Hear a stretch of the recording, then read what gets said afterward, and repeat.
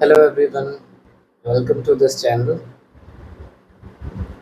मैं just UPSC की preparation करना स्टार्ट किया मैंने, और मैंने अपना ऑप्शनल जो है वो एंथ्रोपोलॉजी लिया है। और तो मैंने सीखा कि अगर मैं सीख रहा हूँ एंथ्रोपोलॉजी ऑप्शनल, तो मैं सिखाते चलता भी हूँ।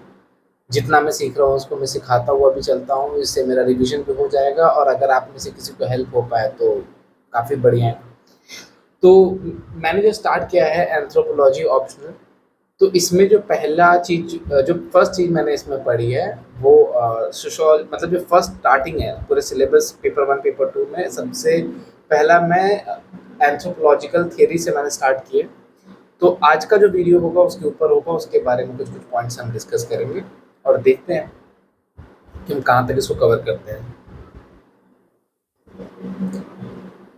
तो स्टार्ट करते हैं एंथ्रोपोलॉजिकल थियरीज के बारे में। तो सबसे पहला जो पॉइंट है यहाँ पे, सबसे पहला चीज कि व्हाट इज थियरी। थियरी क्या होती है? तो थियरी के बारे में अगर मैं डेफिनेशन देखूँ थियरी का, तो थियरी का डेफिनेशन क्या होता है कि अ जनरल और ब्रॉड स्टेटमेंट, इसे क्या बोल सकते हैं, ए जनरल और broad statement which explains or which tries to explain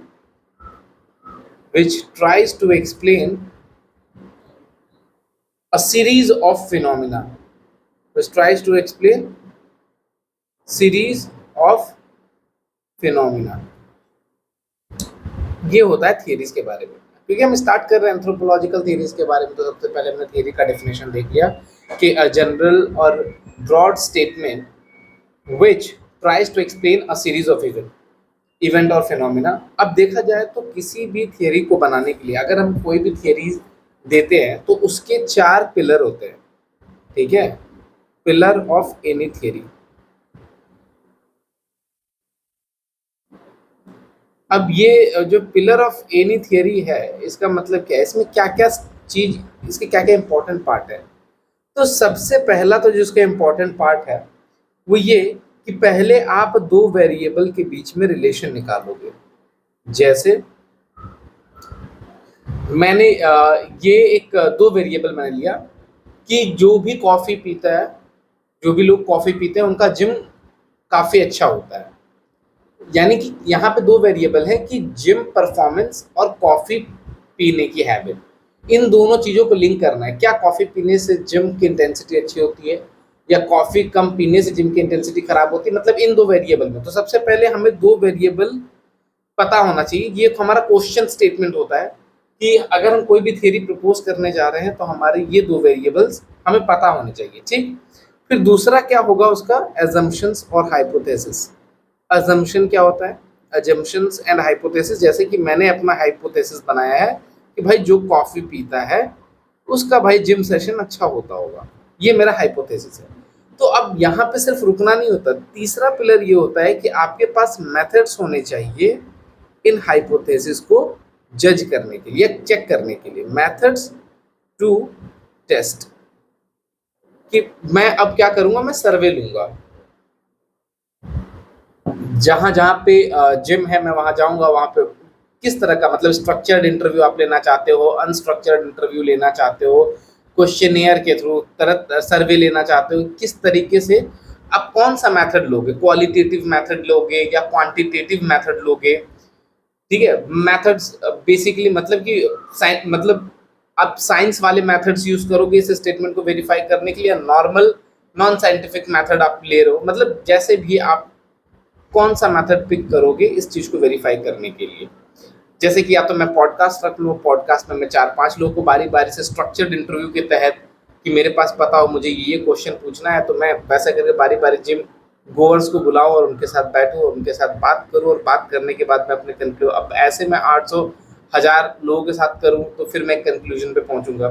तो रैंडम ये मेथड आपका हो सकता है, आप कौन सा मेथड यूज करो। और लास्ट क्या होता है, एविडेंसेस, कंक्लूजन बेसिकली, कि मतलब अब आपको पता चल गया कि आपको ये आपकी जो हाइपोथेसिस है वो सही है या गलत है। तो ये बात है, बस इतना।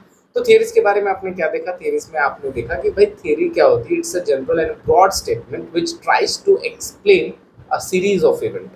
और उसके 4 इंपॉर्टेंट कंपोनेंट जो होते हैं वो सबसे पहले क्या होगा, 2 वेरिएबल मतलब जो क्वेश्चन स्टेटमेंट या फिर 2 वेरिएबल के बीच में रिलेशन, उसके बाद आपका एक एजम्पशन होगा, हाइपोथेसिस होगी, तीसरा आपके पास कुछ मेथड्स होंगे इस हाइपोथेसिस को टेस्ट करने के लिए, फिर उसके बाद जो रिजल्ट आएगा वो आपका कंक्लूजन और एविडेंस होगा। ठीक है, ये हो गई थियरीज के बारे में। अब थोड़ा एंथ्रोपोलॉजी के बारे में चलते कि एंथ्रोपोलॉजी कि भाई ये जो सब्जेक्ट है ये कब आया, इसके थोड़े से पुराने टाइम में चलेंगे बेसिकली और देखेंगे एंथ्रोपोलॉजी का टाइम कैसे आया, मतलब एंथ्रोपोलॉजी कैसे पिक्चर में आता है। तो देखो बहुत कॉमन चीज़ है, आप इस चीज़ को मानो या ना मानो, बट मोस्टली जो सोशल साइंसेस हैं या बहुत सारे डिसिप्लिन हैं वो एनलाइटनमेंट फेज के टाइम पे ही इनका जो है क्या कह सकते हैं, राइज बोल सकते हैं या बर्थ बोल सकते हैं। ठीक है, कि ये उसी टाइम पे ही सारे डिसिप्लिन आए। आप अगर सोशोलॉजी भी आप पढ़ोगे तो सोशोलॉजी में भी आप ट्रेस बैक करोगे कि सोशोलॉजी भी कब पिक्चर में आता है, जब आपका एनलाइटनमेंट आता है। हालांकि सेम एंड पे पॉलिटिक्स इकोनॉमी, ये जो पॉलिटिकल साइंस इकोनॉमी है ये बहुत पुराने डिसिप्लिन है, बट सोशोलॉजी एंथ्रोपोलॉजी इन सबका जो पीरियड है, बर्थ पीरियड बोल लो या फिर जिस टाइम से ये पिक्चर में आते हैं, ये एनलाइटनमेंट पीरियड की बात ही है। ठीक है, अब यहाँ पे अगर मैं एनलाइटनमेंट बोलूँ, यहाँ पे 2 टर्म हमें पता होने चाहिए, रेनेसांस और एनलाइटनमेंट। तो देखो रेनेसां जो है वो 14th-15th सेंचुरी में हुआ था और एनलाइटनमेंट जो है वो 17th-18th सेंचुरी की बात है। मतलब रेनेसां से एनलाइटनमेंट पहुंचने में तकरीबन 200-300 साल का टाइम लगा। ठीक है, रेनेसां कब स्टार्ट होता है, मिड ऑफ 14th-15th सेंचुरी के आसपास से रेनेसां स्टार्ट होता है और 17th-18th सेंचुरी जब आपका फ्रेंच रिवॉल्यूशन और multiple industrial revolution, French revolution, ये सब चीज़ें जो होती हैं उस पॉइंट को हम बोलते हैं एनलाइटनमेंट का फेज। ठीक है, तो पहले के टाइम पे क्या था, pre renaissance period, pre renaissance and enlightenment period की बात होगी। सबसे पहले क्या था, ग्रीक जो था साम्राज्य, ग्रीक साम्राज्य, ग्रीक अंपायर था पहले। ग्रीक अंपायर जो था वो क्लासिकल डेमोक्रेसी था। क्लासिकल डेमोक्रेसी का मतलब ये था कि आप मतलब आप कौन किस पोजीशन पे होंगे, ये डिपेंड करेगा कि भाई डेमोक्रेसी वर्ड यहाँ पे यूज कर, तो आपको पता होगा कि डेमोक्रेसी का मतलब होता है कि हम जो आपने नॉर्मल इसमें देखते हैं कॉन्टेक्स्ट में कि भाई जनता जो होती है वो चुनती है कि किसको रूल करना है। तो क्लासिकल डेमोक्रेसी का मतलब ये था कि उस टाइम पे कौन इंपॉर्टेंट पोजीशन ऑक्यूपाई करेगा, ये डिपेंड करता था किसके कितने फॉलोअर्स हैं। ठीक है, अब उस टाइम पे तो फेसबुक इंस्टाग्राम वगैरह तो था नहीं, तो फॉलोअर्स कैसे कैसे फॉलोअर्स, तो कितने लोग आपको चाहते हैं। जैसे कुछ लोगों के पास पैसा होता था तो वो कुछ लोगों को अगर डोनेट कर दें, बाहर आकर के अनाउंसमेंट कर दें कि भाई मैं ये काम कर रहा हूँ, इतने लोगों को मैं पैसा बांट रहा हूँ, तो उसके उतने फॉलोअर्स बन जाते थे। तो वो वैसे तरह के डेमोक्रेसी के बारे में बात हो रही है कि आपकी ख्याति जितनी ज़्यादा है आप यूजुअली उतने इंपॉर्टेंट पोस्ट पे होंगे, इतने इंपॉर्टेंट पोस्ट पे। ठीक है, अब होता क्या था कि उस टाइम पे जब ग्रीक अंपायर था तो जो ट्रेडर्स थे उनके यहाँ पे वो मतलब नेबरिंग कंट्री जो होती थी, उनके आसपास का जो एरिया था वहां जाते थे वो ट्रेड करने। और जब वो ट्रेड करके आते थे तो उन पैसों से वो क्या होता था कि कहीं स्टेडियम बना दिया, कहीं टेम्पल बना दिया, और वो क्या होता था, वो जगह जो होते थे वो एक नॉर्मल डिस्कशन सेंटर बन जाते थे। ठीक है, और वहां पे आकर के वो जो ट्रेडर्स है वो अपने एक्सपीरियंसेस को शेयर करते थे। आज के टाइम में भी आप देख लो, थोड़ा बहुत पैसा अगर आदमी कमा लेता है तो आज के टाइम में आदमी क्या करता है, एक माइक खरीदेगा, 2-3 लाइट खरीदेगा, बैकग्राउंड को एडिट करेगा बढ़िया, और एक कैमरा लेगा और उसके सामने वो करेगा पॉडकास्ट। ठीक है, लेकिन पहले के टाइम में लोगों को पॉडकास्ट करने के लिए क्या करना पड़ता था, मंदिर बनवाने पड़ते थे, स्टेडियम बनवाना पड़ता था, जो ट्रेडर्स होता है, और वहां पे जाकर के फिर वो अपनी बात रखते थे, एड्रेस करते थे लोगों को। ठीक है, अब वो एड्रेस क्या करेंगे, उसमें क्या बात करेंगे, वो बात करेंगे भाई हम जो व्यापार करने निकले हैं, हम इतनी इतनी जगह जाते हैं, इतनी दूर दूर की जगह जाते हैं, और वहाँ पे हमारा एक्सपीरियंस कैसा रहा, हम कैसे लोगों से मिले, वहाँ का खान पान कैसा था, हमारे साथ कोई घटना घटी या नहीं घटी, इस तरह के बात यूजुअली वो डिस्कस करते थे। ठीक है, तो उसमें क्या था, हेरोडोटस एक ट्रेडर कम ट्रैवलर था। हेरोडोटस ने 2 तरह के बारे में बताया कि देखिए एक सिविलाइजेशन से जब हम दूसरे सिविलाइजेशन या फिर दूसरी जगह जाते हैं तो वहाँ पे बहुत सारी प्रैक्टिसेस होती है जो हमारे प्रैक्टिसेस से काफ़ी अलग होती हैं, और कुछ प्रैक्टिसेस ऐसे होती हैं, फिर कुछ तरीके होते हैं जो हमारे जैसे ही होते हैं। यानी कि अगर मैं एक जगह से दूसरे जगह जाऊँगा तो वहाँ पे कुछ चीज़ें मुझे कॉमन मिलेंगी जो मैं अपने यहाँ पे भी फॉलो करता हूँ, और कुछ चीज़ें ऐसी होंगी जो हमारे बीच में काफ़ी डिफरेंस होंगी। तो उनका दो, हेरोडोटस ने इसमें दो क्लासिफिकेशन किया, एक यूनिवर्सलिस्ट, ठीक है, कॉमननेस, यूनिवर्सलिस्ट कहा, जो कॉमन प्रैक्टिसेस थे उनको यूनिवर्सलिस्ट कहा, और जो डिफरेंट यूनिक प्रैक्टिसेस थी उसको रिलेटिविस्ट कहा, जो बाकी अदर सिविलाइजेशन की यूनिक प्रैक्टिसेस थी। ठीक है, मैं लिख नहीं रहा हूँ इसलिए क्योंकि ये जस्ट एक डिस्कशन का, ये I am just trying to get into this subject. तो उसके पहले का ये प्रीटेक्स्ट वगैरह एक नॉर्मल डिस्कशन है, तो इसमें कुछ भी ऐसा इंपॉर्टेंट नहीं है, जस्ट एक कहानी की तरह सुनने जैसा है। ठीक है, अब उसके बाद क्या होता था, अब यूजुअली ये पर्शिया भी था पास में, तो पर्शियन से ये क्या होता था, कन्फ्लिक्ट में यूजुअली होता था, तो उन्होंने उनको टर्म दे दिया बारबरिक। बारबरिक इसलिए क्योंकि कहते हैं, ऐसा पॉपुलर ओपिनियन है कि भाई उनको उनकी लैंग्वेज बिल्कुल समझ में नहीं आती थी, पर्शियन क्या बोलते थे। ऑब्वियसली बात है, ये ग्रीक में है और पर्शिया कहाँ, वो ईरान के आसपास, तो भाई वो जो एरिया है उसकी लैंग्वेज में काफ़ी डिफरेंसेस थे, तो इनको समझ में नहीं आता, तो वो इनको बारबरिक ही कहते थे। अब एंथ्रोपोलॉजी एक्चुअली कहाँ से डिराइव होता है, ये बेसिकली एरिस्टोटल के राइटिंग से। ठीक है, एरिस्टोटल ने राइटिंग दिया था हायरार्की ऑफ बीइंग्स, ये एरिस्टोटल का राइटिंग है हायरार्की ऑफ बीइंग्स, जिसमें एरिस्टोटल ने हायरार्की दी थी कि भाई ह्यूमन जो है वो सबसे ऊपर है, उसके बाद एनिमल आते हैं, एनिमल के बाद फिर प्लांट आते हैं, और प्लांट के बाद फिर इनएनिमेट ऑब्जेक्ट आते हैं। ठीक है, मतलब एरिस्टोटल ने ये बताया कि भाई ह्यूमन जो है वो सबसे ऊपर है, क्योंकि ह्यूमन के पास सोचने समझने की शक्ति है, ताकत है, तो इसलिए ह्यूमन सबसे ऊपर होगा, उसके बाद एनिमल आएगा, एनिमल के बाद फिर प्लांट आएगा, और फिर प्लांट के बाद फिर जाकर के फिर इनएनिमेट ऑब्जेक्ट होगा। मतलब द लेवल ऑफ कॉन्शियसनेस अगर आप देखो तो उसके बेसिस पे इन्होंने हायरार्की दिया। ठीक है, अब ये अरिस्टोटल ये कहते थे कि ह्यूमन इज अ जून पॉलिटिकन, ह्यूमन इज अ जून पॉलिटिकन, ये वर्ड मैं आपको बता देता हूँ, जून पॉलिटिकन। ठीक है, जून पॉलिटिकन का मतलब क्या होता है कि ह्यूमन जो है वो बाय डिफॉल्ट एक पॉलिटिकल एनिमल है, जून पॉलिटिकल।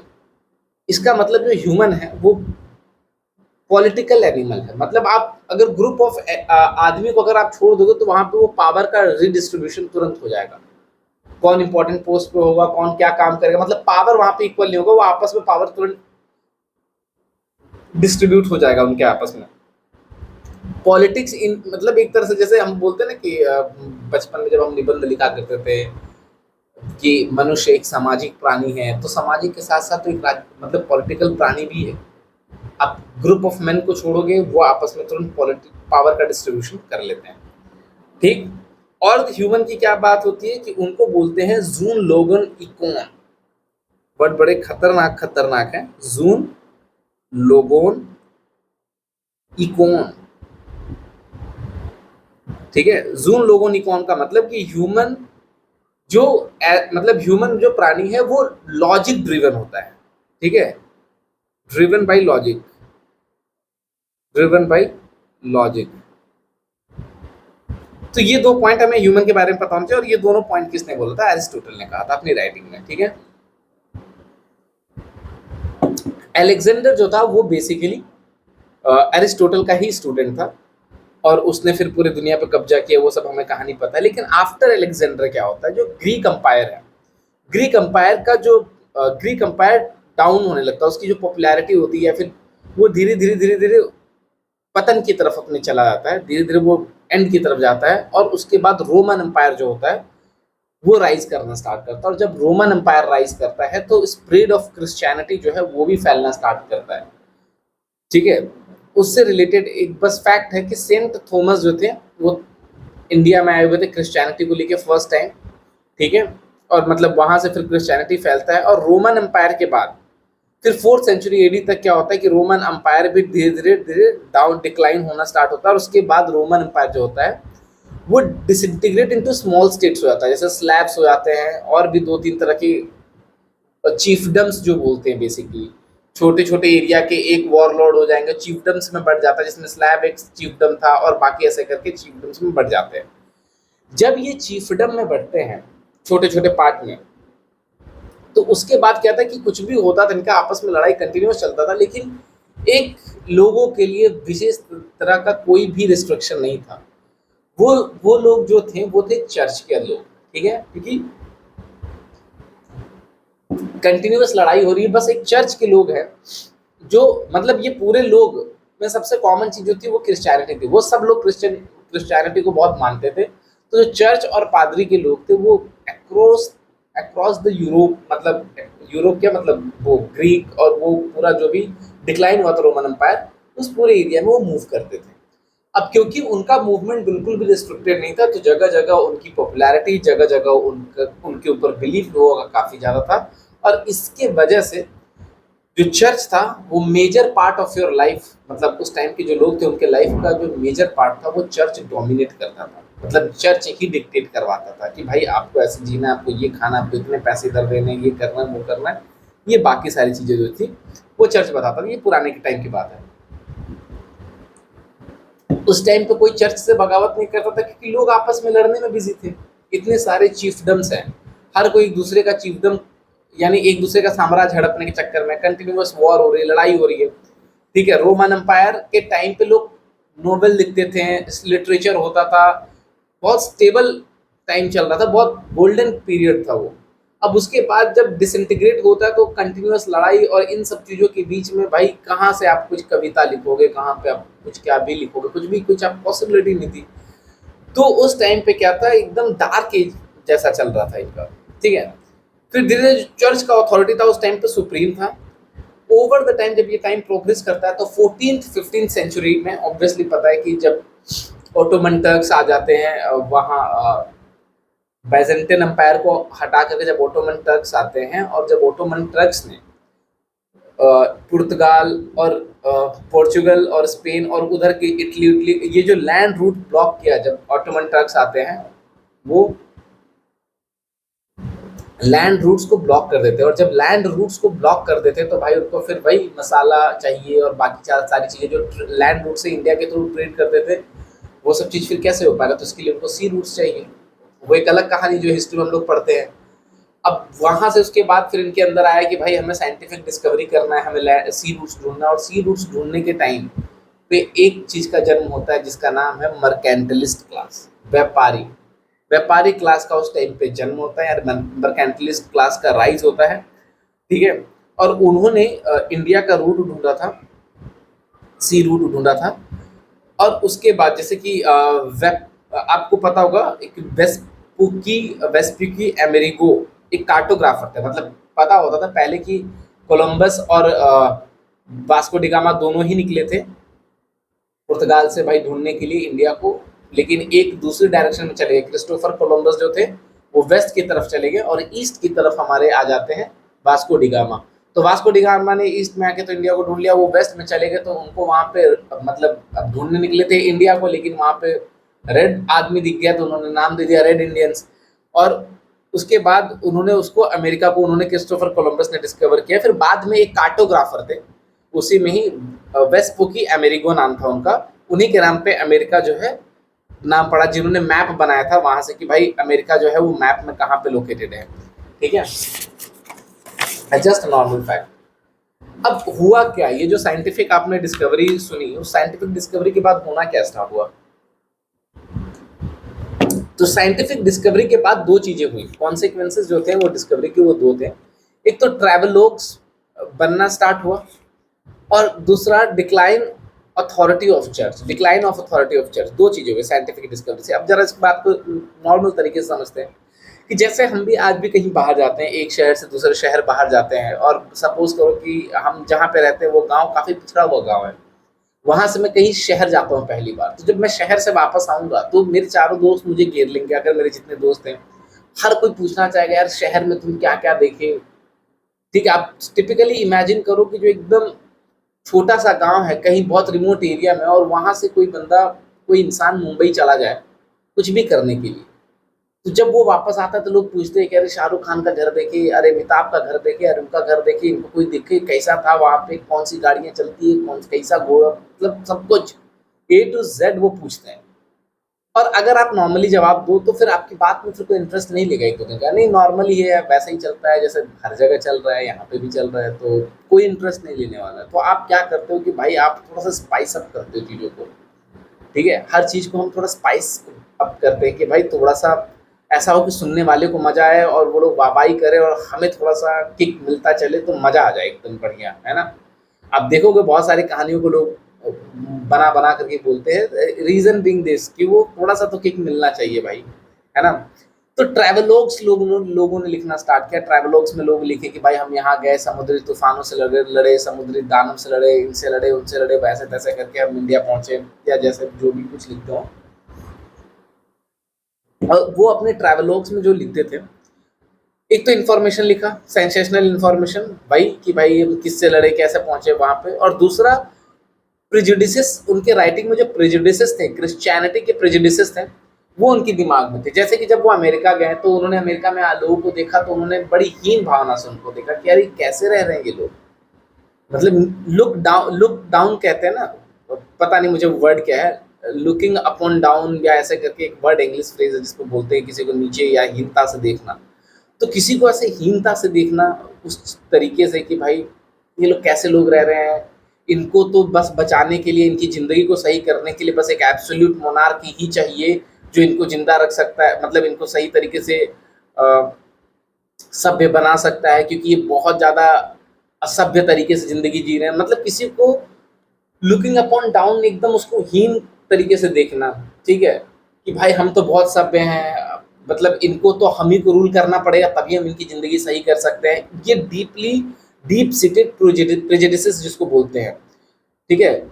तो ये चीज़ उनके अंदर था, इनके ट्रैवलॉग्स में दिखता था, कहीं पे भी जाते थे तो बाकी लोगों को बेवकूफ़ी समझते थे, उनको लगता था कि ये तो कोई ज़िंदगी जी ही नहीं रहे हैं, क्यों जी रहे हैं ऐसी ज़िंदगी, मतलब इनको तो हम ही सुधार सकते हैं, हमारी ज़िम्मेदारी है इनको सुधारना, हम इनको सुधारेंगे, ठीक है। तो ये था, और इनका उन्होंने अपने ट्रैवलॉग्स में रिकमेंड किया है पैपल पावर। पैपल पावर का मतलब क्या होता है? पैपल पावर, पैपल पावर का मतलब होता है द रूल ऑफ पोप, ठीक है, चर्च के अधिकारी, मतलब जो चर्च के पोप होते हैं, सबसे बड़े अधिकारी को ही बोलते हैं, चर्च के सबसे बड़े अधिकारी को ही पोप कहते हैं। तो पैपल पावर की इनके रूल में ही ये सब कुछ सही होगा। और दूसरा क्या है? दूसरा ये था कि declining the authority of church, मतलब जो ये जो डिस्कवरी का एज चलने लग गया, इस डिस्कवरी के एज ने एक्चुअली में दो कॉन्सिक्वेंसेस हुई कि एक तो राइज ऑफ ट्रैवलॉग्स हुआ, और दूसरा क्या हुआ कि decline the authority of church. अब जब decline of authority of church होना स्टार्ट हुआ तो आप देखोगे भाई कि अब यहाँ पे आपको यह है कि ट्रैवलॉग्स में तो यार ये चर्च की तो बहुत गाथा हो रही है, चर्च के बारे में तो काफ़ी अच्छा बोला यार, वो तो ये बोल रहे कि बाकी जगह तो चर्च को हमें पहुँचाना है क्योंकि चर्च ही तो ज़िंदगी जीने का तरीका बताएगा। तो अब यहाँ पे दूसरा जो पार्ट है इसका, उसमें declining the authority of church कैसे होने लग गया? क्योंकि सिंपल सी बात है कि जब लोग बाहर निकलते हैं, क्योंकि उस टाइम पे जो बाइबल होता था उसको इंसाइक्लोपीडिया कहते थे, मतलब उसमें दुनिया भर की सारी इन्फॉर्मेशन ऐसा। लेकिन वहाँ पे जो बाइबल में जो लैंड मास का जो एरिया मेंशन था वो वही यूरोप के बारे में ही था और उसके आसपास के कुछ रीजन का ही मेंशन था बाइबल में। लेकिन जब लोगों ने बाहर निकले तो लोगों को पता चला कि भाई यहाँ अफ्रीका भी है, ऑस्ट्रेलिया भी है, उधर अमेरिका भी है, इतनी सारी चीजें हैं। तो ये सब चीजें बाइबल में क्यों नहीं है? अब लोग बाहर निकल रहे हैं तो लोग एक्चुअली क्वेश्चन कर रहे हैं कि बाइबल में तो हमें ये बताया गया था, हम बाहर निकल के देख रहे थे तो कुछ और ही है। तो अब क्वेश्चन उठना स्टार्ट हो गया धीरे धीरे चर्च की बातों के ऊपर। जैसे पहले बाइबल कहता था अर्थ इज फ्लैट, तो हेनरी मैगलेन, उनको हेनरी द नेविगेटर भी कहते हैं, उन्होंने पूरा सरकमस्क्राइब कर दिया अर्थ को। मतलब अर्थ को सरकमस्क्राइब करने का मतलब वो पूरा सेल करके, तैर करके इधर से उधर पूरा एक चक्कर काट दिया उन्होंने। तो उन्होंने बताया कि भाई ये फ्लैट नहीं है, ये सर्कल में, मतलब स्फीयर है, स्फेरिकल है। तो ऐसे ही छोटी छोटी जो बातें हैं बाइबल की, उसको जब बताना स्टार्ट किया, लोगों ने वेरीफाई करना स्टार्ट किया, तो भाई हुआ ये कि फिर धीरे धीरे ऐसा हुआ कि बाइबल से थोड़ा सा भरोसा कम होने लगा कि नहीं यार, हर बात में नहीं सही है यार बाइबल, बाकी चीजें हमें खुद से भी करके देखनी चाहिए, ठीक है। और ये प्रोसेस चलता रहा। अब यही प्रोसेस है कि एक बार लोगों के हाथ साइंटिफिक डिस्कवरी लगा 14-15 सेंचुरी के पास में। वो भी कैसे स्टार्ट होता है, वही ऑटोमन टर्क के आने से। लैंड रूट ब्लॉक होता है, सी रूट इनको चाहिए, सी रूट लेने के लिए आते हैं। और जब सी रूट लेने के लिए आते हैं तो भाई उसके बीच में मर्केंटलिस्ट क्लास का जन्म होता है। और जब मर्केंटलिस्ट क्लास आता है तो वो पैसा लेके आता है अपने साथ अपने देश में। और वहां पे जब पैसा लेकर के आता है तो वो चर्च की अथॉरिटी धीरे धीरे जब क्या कहते हैं, जब पैसा लेकर के आता है तो बाकी चीजों को वो फंड करता है। तो साइंटिफिक डिस्कवरीज जब होना स्टार्ट होती है तो लोग चर्च जो चर्च का यानी बाइबल की जो चीजें थी उस पर क्वेश्चन उठाना स्टार्ट करते हैं। और अब जैसे लोगों को पता चल गया कि नहीं यार, लॉजिक से तो कुछ कुछ चीजें सही की जा सकती हैं। अब एनलाइटनमेंट का टाइम जो था वो 17th-18th सेंचुरी में आता है। अब 14th-15th सेंचुरी में ये जो रेनेसां आया, इसी रेनेसां को ये हर चीज में लॉजिक और रीजनिंग लगाते चले गए। और धीरे धीरे धीरे करके 17th-18th सेंचुरी में आपका एनलाइटनमेंट आ जाता है। अब एनलाइटनमेंट का एरा जो था उस टाइम तक ये बात बहुत पक्की हो चुकी थी कि भाई लॉजिक ही बहुत ऊपर, मतलब लॉजिक ही सबसे ऊपर है। तो लॉजिक जो था वो फेथ के ऊपर डोमिनेट कर गया।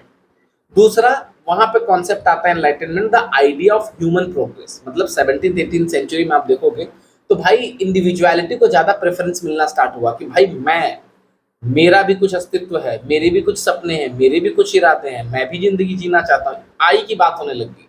पहले आई की बात नहीं होती थी। पहले के समाज में बात होती थी कि भाई गॉड, चर्च, समाज, सोसाइटी, आई बहुत पीछे था। लेकिन एनलाइटनमेंट में आई की बात आना चालू हो गई। तीसरा परफेक्टिबिलिटी of human nature. Human nature को और परफेक्शन की तरफ, ह्यूमन नेचर और परफेक्शन की तरफ बढ़ने लग गया, धीरे धीरे अपने आप को और प्रोग्रेस करते चला गया, ठीक है। क्योंकि भाई अब इस लॉजिक से ये हो रहा है ना 17th-18th सेंचुरी में कि भाई यूरोप में जो पहले बैक टू बैक फमाइन होता था, खाने को कुछ नहीं था, अब खाने को बहुत कुछ मिल रहा है, सरप्लस है हमारे पास। तो इसका मतलब इस लॉजिक ने हमें इतना कुछ दिया, मतलब कुछ तो हम सही काम कर रहे हैं। बात समझ में आ रही है।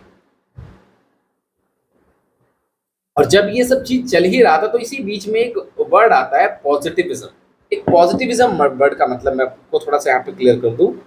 It refers to the theoretical approach that advocates method of natural science, observation, experimentation, empirical verification to the study of social phenomena. It seeks to uncover general law of human behavior relying on collected data.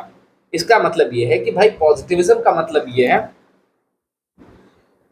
कि भाई ये एक ऐसा theoretical approach है जो बात करता है कि हर जगह लॉजिक चलेगा। भाई साफ सीधी बात है, कहीं पे भी कोई चीज फॉर ग्रांटेड नहीं है, हर जगह लॉजिक चलेगा। कोई बोल देगा कि अगर ये चीज ऐसा है तो मान नहीं लेना है कि ये चीज ऐसा है, इसके पीछे हमें क्या करना है, साइंटिफिक यानी नेचुरल साइंस के मेथड्स को लगाना है। Observation, experimentation, empirical verification.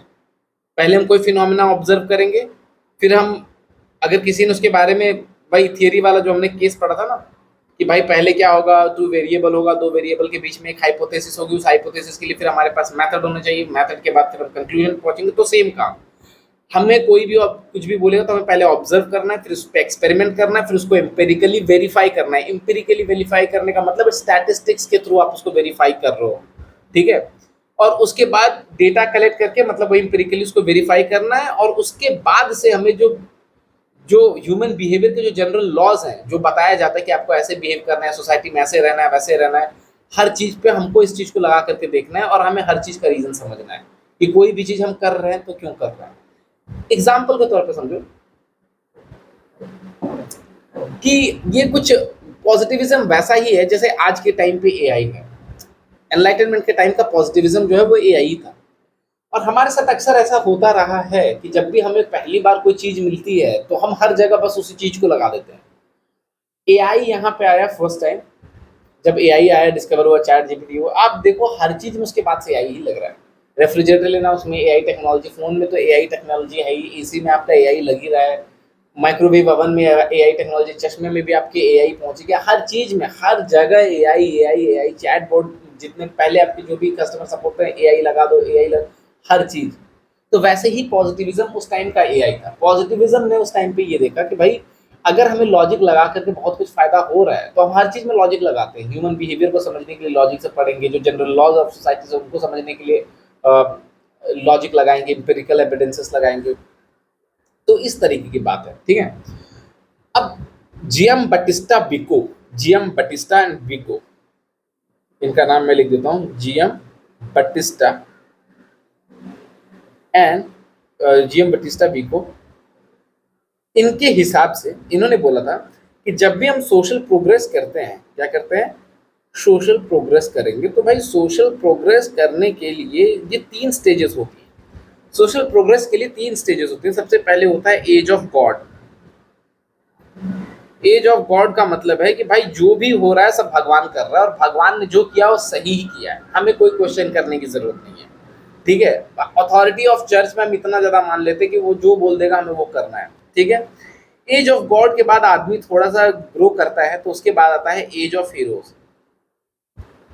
अब यहाँ पे हम क्या करते हैं कि किसी दूसरे इंसान के अंदर भगवान की छवि देखते हैं, ठीक है। धीरे धीरे वो भगवान पे थोड़ा सा तर्क थोड़ा कम होता है, फिर लगता है कि यार भगवान तो नहीं है, जमीन पे ही कोई भगवान होगा, तो उस भगवान की तरफ हमारी छवि बनने लग जाती है कि भाई इसमें हमें भगवान की छवि दिखाई दे रही है, तो हम एक हीरो ढूंढते हैं सोसाइटी के लिए, ठीक है। मैसेंजर ऑफ गॉड है ये, जैसे उसके बाद किंग विंग, राजा को भी जैसे मैसेंजर ऑफ गॉड कहा जाता था, उसके बिहाफ पे, भगवान के बिहाफ पे यह है। फिर धीरे धीरे थोड़ा सा विश्वास और डगमगाता है, और उसके बाद लगता है नहीं यार, ये सब अगर भगवान है ही तो इतना दिक्कत क्यों है। एज ऑफ मैन आता है उसके बाद। एज ऑफ मैन मतलब यहाँ पे आदमी बात करता है सिर्फ लॉजिक के बारे में, लॉजिक, रीजन, रेशनैलिटी, इन सब के बारे में बात करते हैं, ये सब बात है।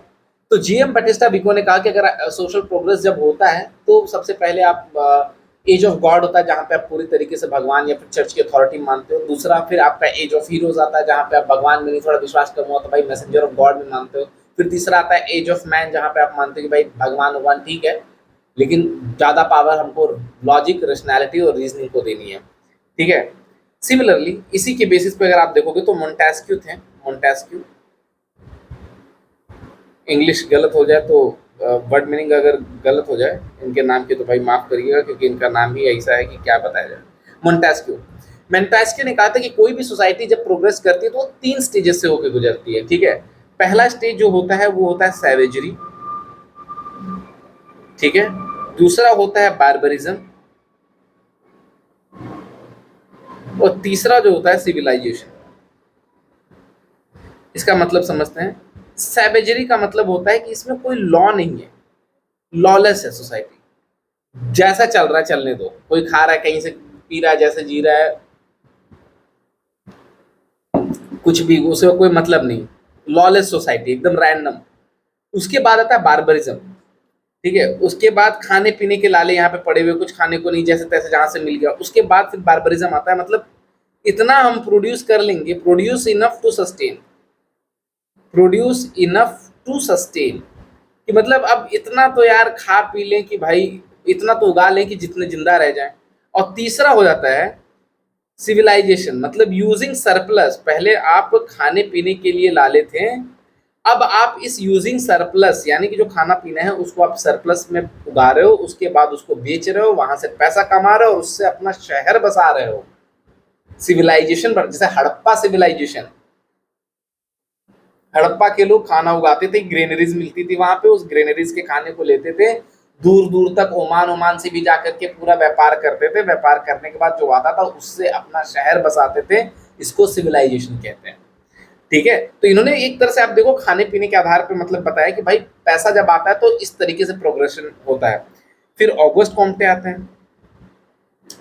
ऑगस्ट कॉम्टे क्या बोलते हैं कि ऑगस्ट कॉम्टे का ये मानना है कि यार अगर सोसाइटी प्रोग्रेस करे तो उसके 3 स्टेजेस हैं, ठीक है। एक आप मानो थियोलॉजिकल स्टेट, आपको देखो ऑलमोस्ट सिमिलर पैटर्न देखने को मिलेगा, है ना। Theological state, metaphysical state, theological state, metaphysical state,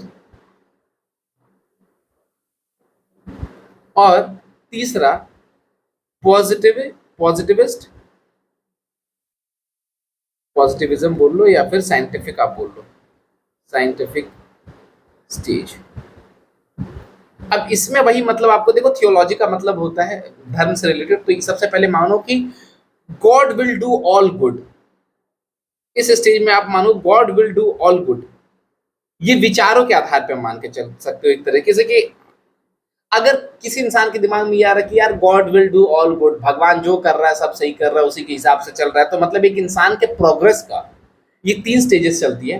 तो थियोलॉजिकल स्टेज में आदमी, मतलब अभी वो मान के चल रहा है कि भगवान जो कर रहा है सब बढ़िया कर रहा है, कोई दिक्कत नहीं, खाने पीने के लिए सब कुछ बढ़िया मिल रहा है, जो होगा मर जाएंगे, कोई टेंशन नहीं। दूसरा आता है मेटाफिजिकल स्टेट, कि यहाँ पे थोड़ा भगवान पर डाउट होता है, भगवान है भी, यहाँ मर्डर हो रहा है, यहाँ क्राइम हो रहा है, बच्चे मारे जा रहे हैं, वहाँ रेप हो रहा है, जानवरों की ऐसी तैसी हो रखी है, भगवान कहाँ है फिर?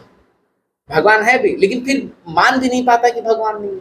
कुछ कुछ चीजें ऐसे देख लेता तो लगता है कि यार भगवान है तो है भी, नहीं भी, इस डाउट में रहता है वो। और तीसरा ये होता है, यहाँ डाउट वाला स्टेज आ जाता है,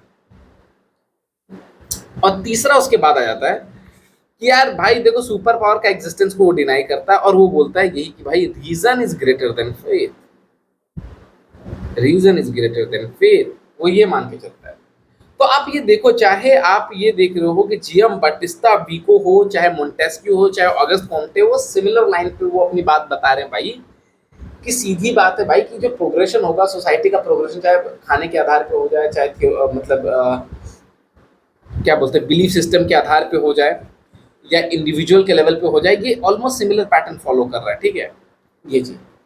अब इसमें एक लाइन होता है कि स्पेशल डिफरेंसेस, ये लाइन बड़ी अच्छी है, special difference was interpreted as temporal differences। इस लाइन का मतलब क्या है कि special difference was interpreted as temporal difference। इसका मतलब है कि जो स्पेशल डिफरेंस, स्पेशल का मतलब होता है स्पेस में जो डिफरेंस है, वो टाइम डिफरेंस इंटरप्रेट किया जाता था। मतलब कि आप स्पेस में अलग अलग जगह पे हो तो आप टाइम में भी अलग अलग जगह पे हो। इस बात को थोड़ा समझते हैं। जैसे यूरोप का स्पेस जो है वो अलग है, और इंडिया जहाँ पे है वो अलग है। ये स्पेस, यूरोप जहाँ पे रह रहा है वो जगह, और अमेरिका जहाँ पे वो स्पेस में अलग है। तो उस टाइम के हिसाब से अगर बात करें तो ऐसा माना जाता था कि यूरोप वाले अपने आप को मानते थे कि भाई हम आगे हैं, हम स्पेशल डिफरेंस है दोनों के बीच में। अब वो ये मानते हैं कि हम ज्यादा सभ्य हैं एज कंपेरिजन टू देम, तो टाइम में भी हम इनसे आगे चल रहे हैं, ये अभी टाइम में पीछे हैं। तो spatial differences was interpreted as temporal differences. मतलब यूरोप के स्पेस के लोगों को ये लगता था बाकी और जगह के जो लोग हैं जहां पे भी उन्होंने अपनी कॉलोनी बनाई, वो सब टाइम में भी बहुत पीछे हैं, और ये हमारी जिम्मेदारी कि इनको हमको टाइम में आगे लाना है। और इस जिम्मेदारी को पूरा करने के लिए हम कॉन्सेप्ट लाएंगे व्हाइट मैन बर्डन का। ये हमारी जिम्मेदारी है कि हम इनको सभ्य बनाए, और सभ्य बनाने का तरीका है कि इनको रूल करो, इनके ऊपर रूल करो, इनको अपने अधीन रखो। ये चीज बात समझ में आ रही है? इस लाइन को कहा जाता है, ठीक है। तो चलिए, हमारा प्रीटेक्स्ट अब सेट हो चुका है। अब हम आगे बढ़ेंगे क्लासिकल इवोल्यूशनिज्म के ऊपर, यानी कि जो पहला थियरी हमारे सिलेबस में, जो फर्स्ट थियरी है, जो कहता है क्लासिकल इवोल्यूशनिज्म।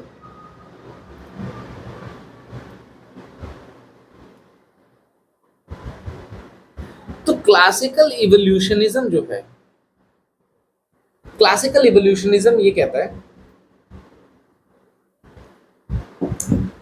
कि भाई जो society and culture experiences develop होते हैं वो स्टेजेस में होते हैं। मतलब कोई भी सोसाइटी जो होती है अगर डेवलप होती है, अगर मैं चारों तरफ देखूं पूरे ग्लोब में सोसाइटीज को देखूं, तो कोई भी सोसाइटी वही स्टेजेस में डेवलप होंगी। जैसे हमने देखा जियोम बटिस्टा विको, या फिर अगस्त कॉम्टे हो गए, या फिर और एक हम नाम कुछ भूल रहे हैं, जियोम बटिस्टा विको, अगस्त कॉम्टे थे, और एक मोंटेस्क्यू था। तो जब सोसाइटी प्रोग्रेस करेगी तो वो स्टेजेस में प्रोग्रेस होगी, और वो जो प्रोग्रेशन होगा वो यूनिलीनियर फैशन का होगा। ऐसा होगा, एक डायरेक्शन में प्रोग्रेस करेगी, एक यूनिलीनियर फैशन में प्रोग्रेस करती है, ठीक है।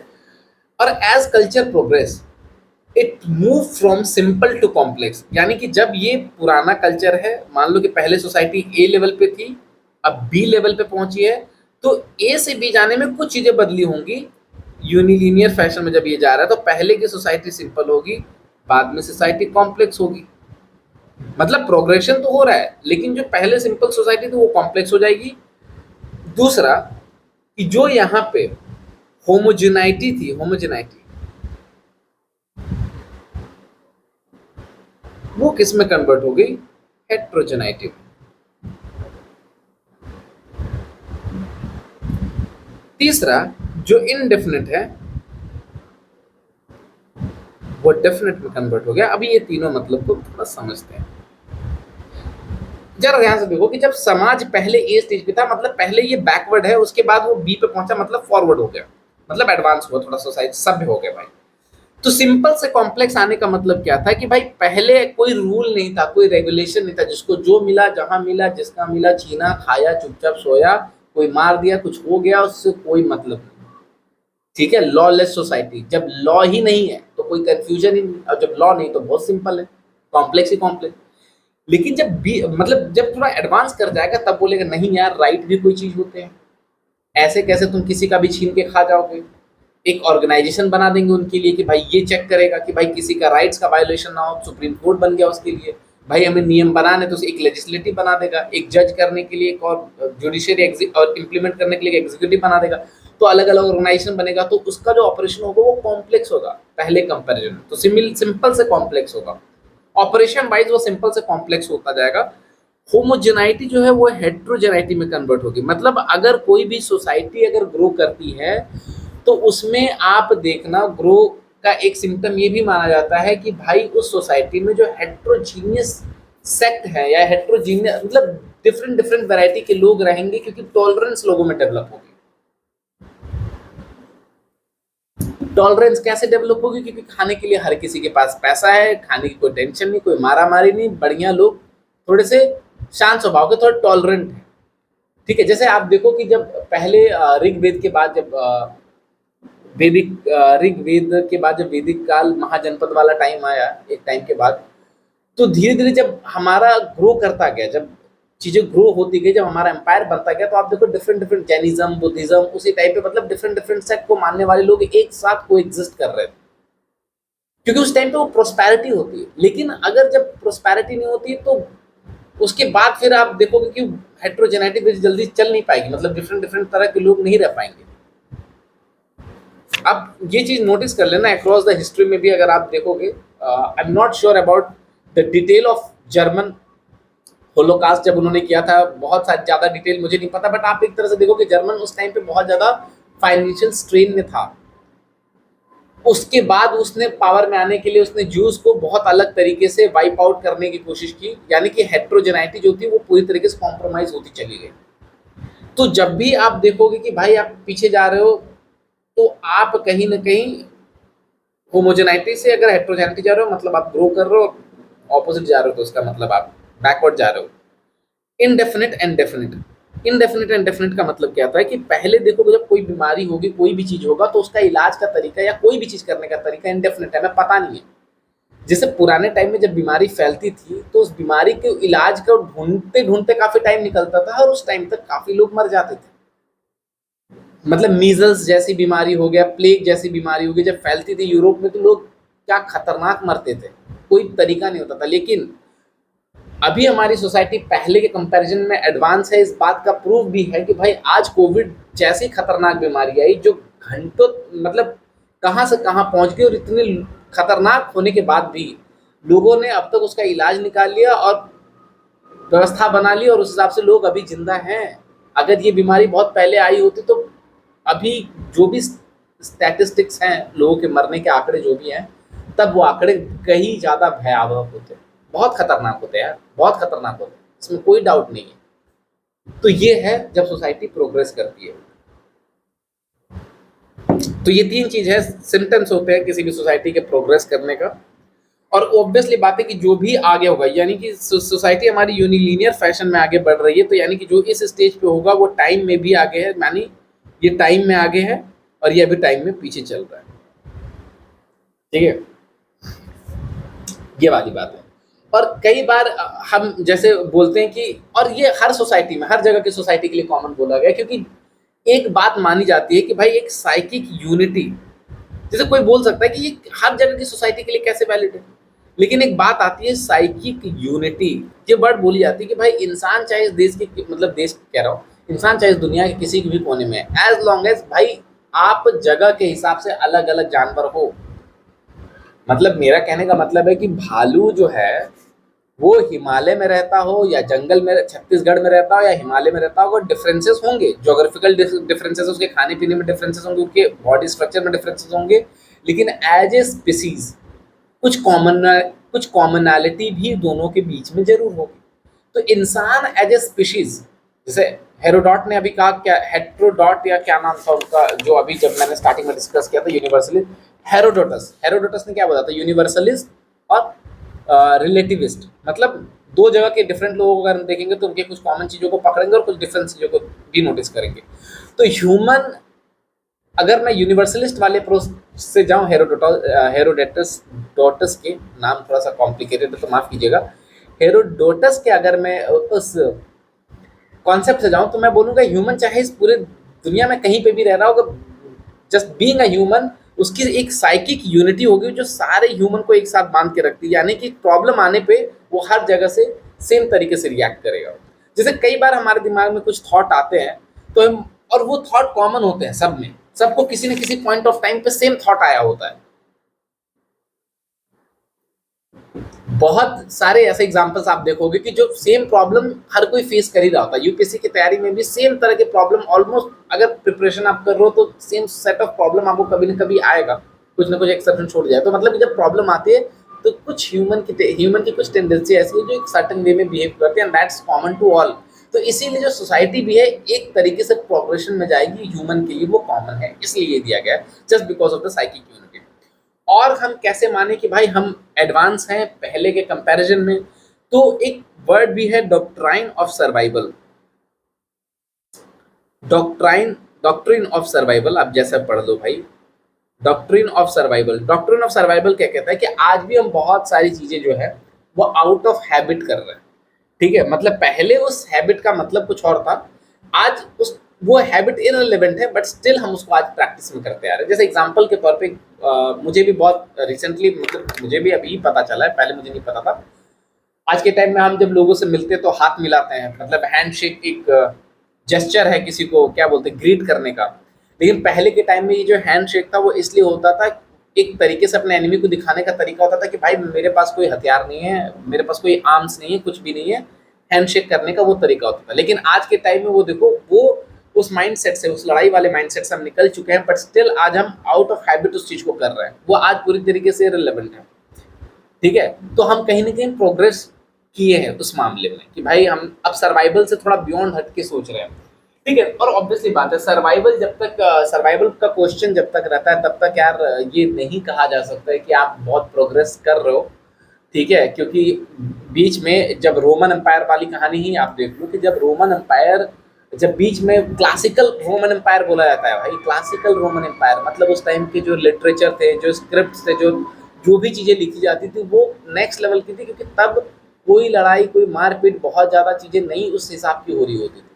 लेकिन जब रोमन एम्पायर का डिक्लाइन होता है और उसके बाद फिर जब वो चीफडम्स में बढ़ जाते हैं और जब वो एक दूसरे को अटैक कर रहे होते थे कंटिन्यूअसली, तो वहाँ पे एक लाइफ थ्रेटनिंग इशू बना हुआ है हमेशा, खाने के इशू, खाने का इशू बना हुआ है, जीने का इशू बना हुआ है, कल रहेंगे नहीं रहेंगे, उसमें एक आदमी कैसे, मतलब फिलॉसफी और बाकी सारी चीज़ों के बारे में सोचे, वहाँ सर्वाइवल खुद एक बहुत बड़ा क्वेश्चन है। तो वही बात है कि अभी भी बहुत सारी चीज़ें ऐसी हम अपने लाइफ में जो आउट ऑफ हैबिट कर रहे हैं।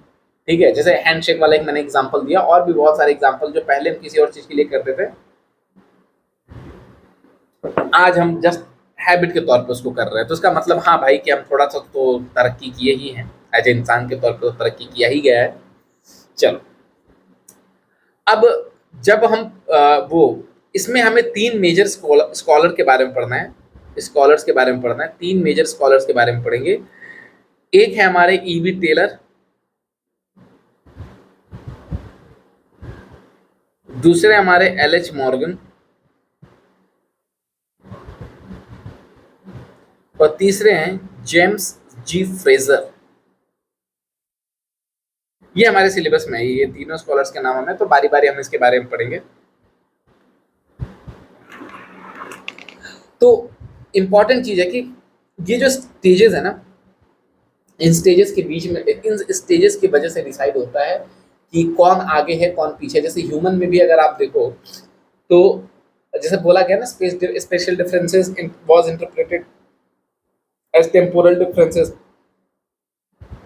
जब ब्रिटिशर्स हमारे पास आए तो उन्होंने देखा कि भाई हम डिस्कवरीज में बहुत आगे थे।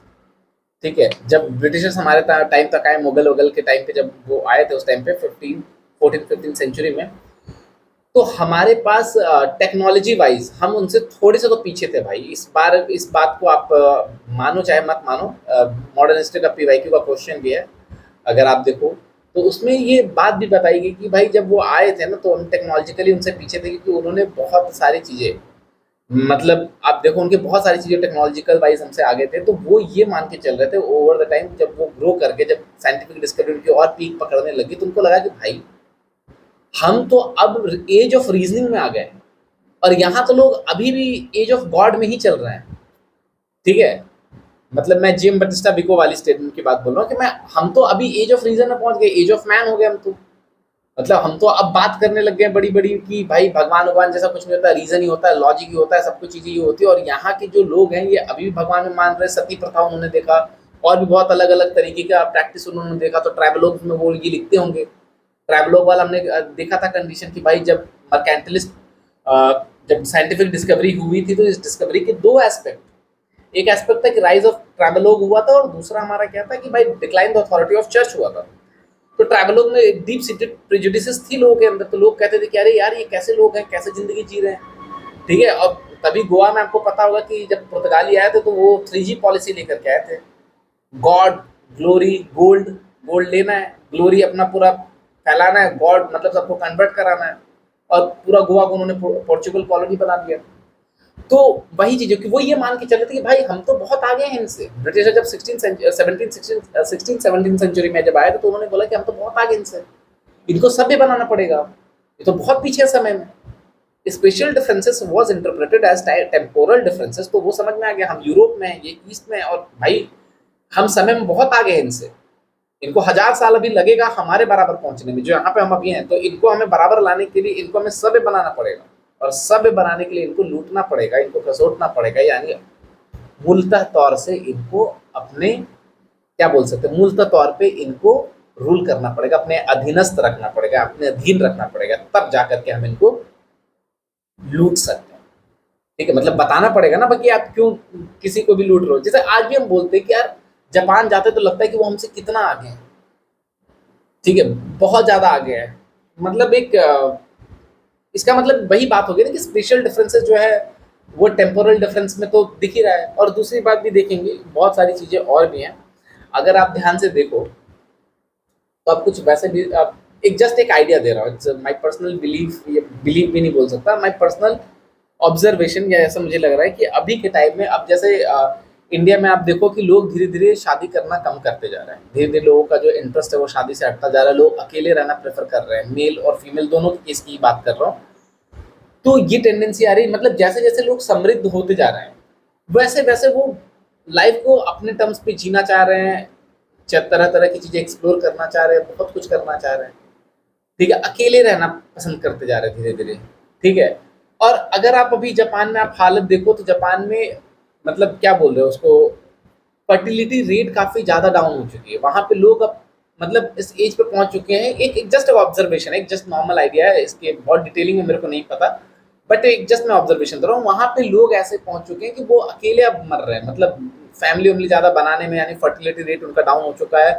वो पीसफुल लाइफ, मतलब पीसफुल लाइफ है, जैसे भी वो अपना ज़िंदगी जी रहे हैं, अकेलेपन में मस्त रह रहे हैं, जो भी कर रहे हैं जैसे कर रहे हैं।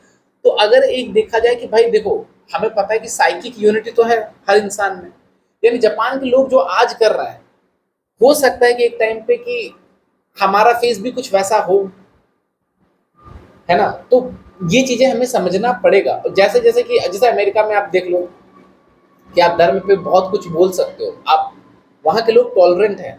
आप ऐसा नहीं हो कि आप धर्म के बारे में कुछ बोलो और आपके ऊपर अटैक हो जाएगा।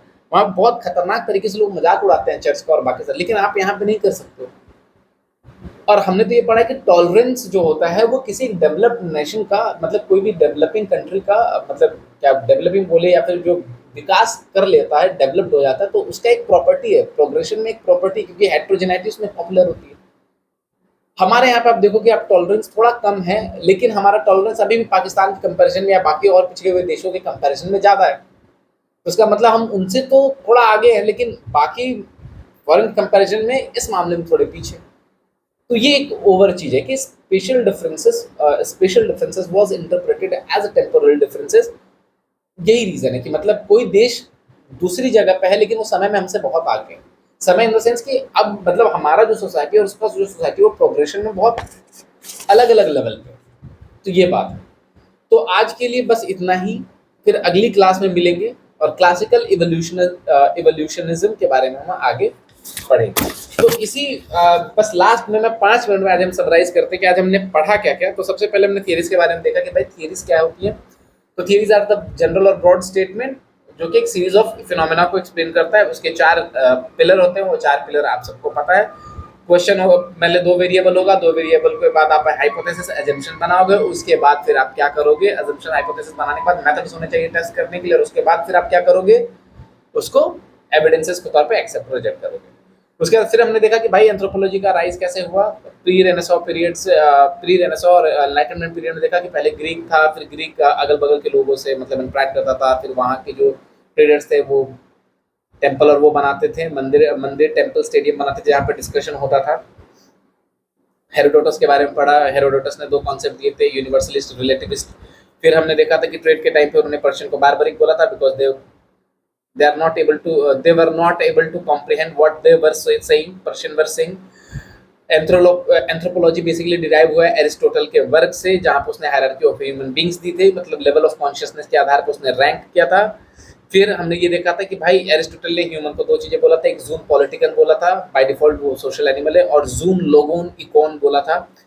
हमें पता था कि अलेक्जेंडर जो है एरिस्टोटल का क्या है, शिष्य है, और उसके बाद उसने ग्रीक एम्पायर को लीड किया था। फिर उसके बाद ग्रीक एम्पायर के जाने के बाद रोमन एम्पायर का राइज होता है। रोमन एम्पायर के राइज होने के बाद से क्रिश्चियनिटी जो होती है वो फैलना स्टार्ट होती है। सेंट थॉमस इंडिया में आए थे उस टाइम पे, जो बहुत पहले आए थे, एक बार आप टाइम लाइन चेक कर लेना आपको। उसके बाद 4th सेंचुरी एडी में क्या होता है, रोमन एम्पायर भी डाउन होना स्टार्ट होता है। वो सेवरल छोटे छोटे चीफडम्स में बढ़ जाता है, जो स्लैब्स वगैरह और बाकी एग्जाम्पल्स हैं उनके, आपस में लड़ाई होती है उनकी। उसके बाद लेकिन हर एक ही लोग को हर जगह एंट्री करने का अलाउमेंट था, वो था चर्च के जो ऑफिशियल लोग थे उनको क्लर्जी क्लासेस को अलाउड था, इसलिए उनकी अथॉरिटी थोड़ी ज़्यादा थी। लेकिन 14th-15th सेंचुरी में क्या होता है कि लैंड रूट बंद होने की वजह से सी रूट के लिए वो निकलते हैं, साइंटिफिक डिस्कवरी होता है जिसको रेनेसां पीरियड का नाम देते हैं। इसमें एक फैक्ट याद किया था, वेस्पुगी अमीरो अमेरिगो कार्टोग्राफर था जिसके नाम पे अमेरिका पड़ता है। जस्ट एक जनरल नॉलेज के लिए आपके बता दिया।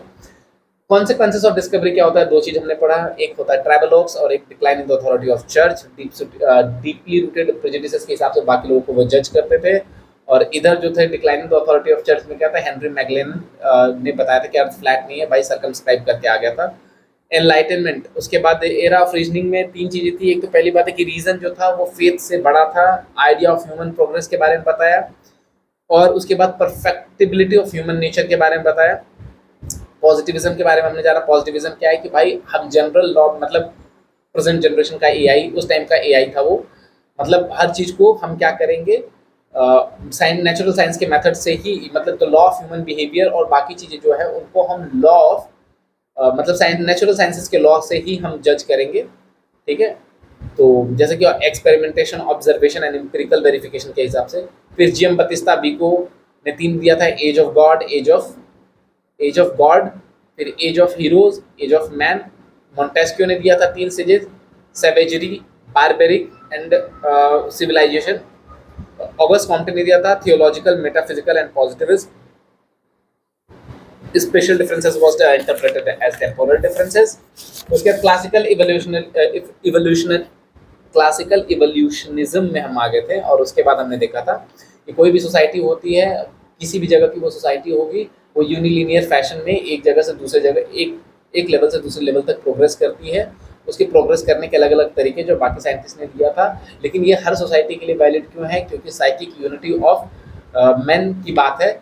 और कैसे प्रूफ हम मान लें कि हम आज के टाइम में पहले कंपैरिजन में हम क्या बोलते हैं, एक्सपर्ट हो गए या फिर बेहतर हुए हैं या फिर हम प्रोग्रेस किए हैं।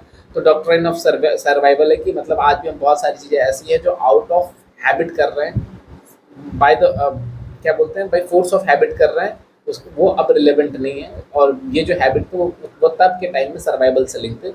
तो ये सब बात है। और भी एग्जांपल जैसे आप देख लो कि जैसे कि पहले के टाइम में हम मानते थे कि भाई जादू टोना कोई कर देगा, कोई कुछ बोल देगा, कोई मंत्र वंत्र मार देगा इसके ऊपर, तो बहुत डर लगता था कि भाई कुछ भी बोलना तो सोच समझ के बोलना। तो आज भी देखो ऐसा होता है ना कि जैसे हम कुछ बोलते हैं कुछ खराब मुंह से निकलता है तो भाई शाम के टाइम पे ये सब नहीं बोला जाता है, या दिन में एक टाइम तो जुबान पे सरस्वती माँ बैठती है, कभी कौन सी बात समझ जाए। मतलब आज भी हम इस बात को बिलीव करते हैं, क्योंकि एक टाइम पे हम ये मानते थे कि भाई कस वर्ड बोलना, ये कस वर्ड या फिर कुछ भी गलत बोलना जो है ये तांत्रिक वांत्रिक का काम है, या तांत्रिक वांत्रिक जब बोलते थे तो हमें वर्ड से बहुत डर लगता था, बिना कुछ किए आदमी बोल करके किसी को घायल कर देता है। तो आज भी हम डरते हैं कुछ भी गलत बोलने से, कुछ भी गलत मतलब बोलने से, हम मतलब एग्जैक्टली गलत बोलने से ही हम डरते हैं आज भी। तो वो भी हैबिट तब के टाइम की थी, सर्वाइवल वाली हैबिट थी, और आज के टाइम में भाई हम उस हैबिट को बस प्रैक्टिस इसलिए कर रहे हैं क्योंकि वो हैबिट में। तो अब ऑब्वियसली बात है, आपको पता होगा कि पहले कंपैरिजन में हम आगे बढ़े ही हैं, क्योंकि पहले के टाइम में हमारी जो सोसाइटी थी और अब की जो सोसाइटी है वो काफ़ी, अभी वाली सोसाइटी काफ़ी एडवांस स्टेज में, क्योंकि अभी हम जादू तंत्र में उतना ज़्यादा बिलीव नहीं करते, साइंस साइंस में ज़्यादा बिलीव करते हैं। तो बस आज के लिए इतना ही था। बाकी मिलते हैं नेक्स्ट क्लास में। Okay friend, thank you.